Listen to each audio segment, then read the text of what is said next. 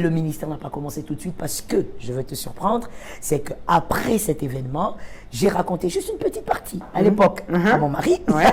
Je n'ai pas tout dit parce que je savais ce qu'il allait me dire. Il allait me dire, ben voilà, c'est que j'avais raison. Tu es en train de fuir.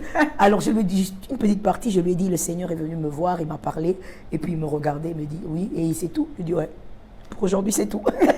Et après ça, mon mari a commencé justement à m'encourager de servir dans le ministère des femmes. J'ai disais d'abord non, je dis je veux pas.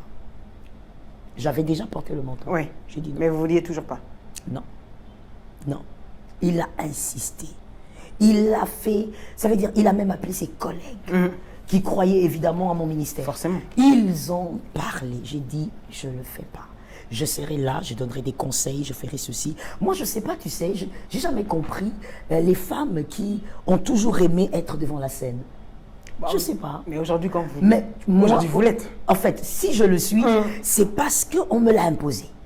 Mais moi, la preuve, c'est que tout ce qui est public en dehors de la chair, là où je prends le micro pour prêcher au peuple de Dieu, mais tout ce qui est vraiment public, c'est jamais été mon fort. Vous êtes jamais à l'aise. Ça a toujours été le fort de mon mari. Ah, ok. Oui. Même si je suis sur les réseaux, aujourd'hui, c'est mon mari.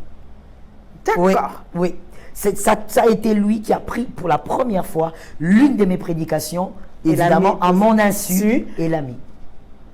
Ça a toujours été lui. Et aujourd'hui, c'est donc, c'est parti comme ça. Et évidemment, finalement, j'ai accepté. Je suis entré d'abord dans le ministère des femmes et puis c'est parti jusqu'à aujourd'hui.